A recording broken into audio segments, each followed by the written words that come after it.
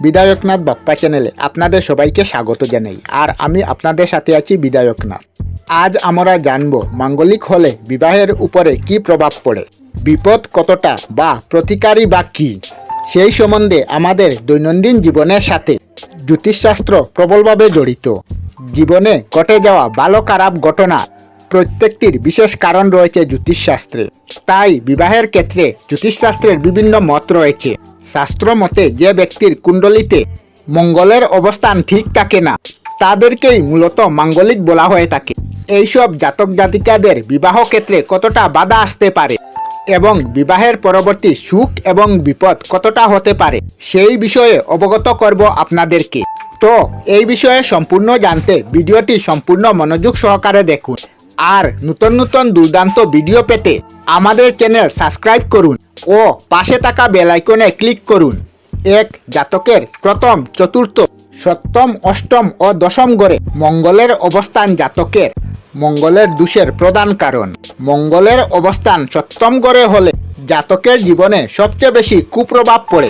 2. কোনো ব্যক্তি মাঙ্গলিক হলে তার বিবাহ বিলম্বে হতে পারে। 3. অমাঙ্গলিক কোনো ব্যক্তির সাথে মাঙ্গলিকের বিয়ে হলে অমাঙ্গলিকের বিপদ হতে পারে। 4. অনেকের ক্ষেত্রে জন্মকুণ্ডলিতে পাত্রের মাঙ্গলিক দোষ আছে, পাত্রীর নেই, অথবা পাত্রীর আছে, পাত্রের নেই।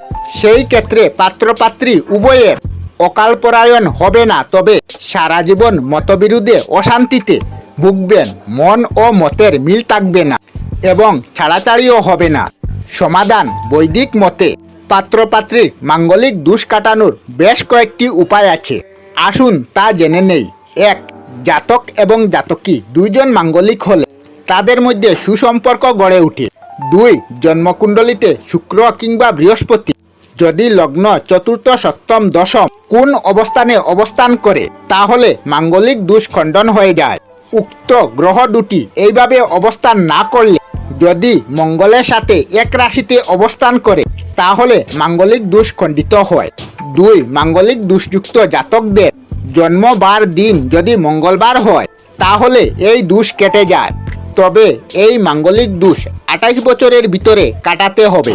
তাই ওই ব্যক্তির বিবাহ 28 বছর পর করা উচিত। 4. মাঙ্গলিক দোষ কাটানোর জন্য বিশেষ পূজা করা হয়, যেমন মঙ্গল কবচ, মঙ্গল উপাসনা ইত্যাদি। 5. মাঙ্গলিক দোষ কাটানোর জন্য বৈদিক মতে আরও এক উপায় হলো মাঙ্গলিক পাত্রীকে বিষ্ণুমূর্তির সহিত অথবা কলা গাছ অথবা অশ্বত্থ গাছের সহিত বিবাহ দেওয়া হয়ে থাকে। এর ফলে মাঙ্গলিক দোষ কেটে যায়। এই বিবাহকে কুম্ভ বিবাহ বলা হয়ে থাকে। 6. প্রতি মঙ্গলবার নবগ্রহ মন্ত্র জাপ করলে এই দোষ কেটে যায়। আবার প্রতিদিন 108 বার গায়ত্রী মন্ত্র জাপ করলে বা প্রতিদিন হনুমান চল্লিশা পাঠ করলেও কেটে যায় মাঙ্গলিক দশা। এছাড়া একটি বিশেষ কথা, সবার ক্ষেত্রে এক দোষ বা একই প্রতিকার না হতে পারে। তাই আপনি যদি মাঙ্গলিক হন, তাহলে বিবাহের পূর্বে ভালো জ্যোতিষ দেখিয়ে বিবাহ করা উচিত। আমরা আমাদের চ্যানেলে সব ধরনের ভিডিও আপলোড করি, যেমন ব্লগ, নিউজ, কুকিং ভিডিও, ধার্মিক আলোচনা ইত্যাদি। যদি আপনারা এই ধরনের ভিডিও দেখতে পছন্দ করেন, তাহলে এই চ্যানেলটি নিশ্চয়ই সাবস্ক্রাইব করবেন।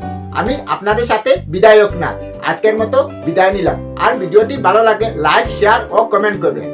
ভিডিওটি সম্পূর্ণ দেখার জন্য অশেষ ধন্যবাদ।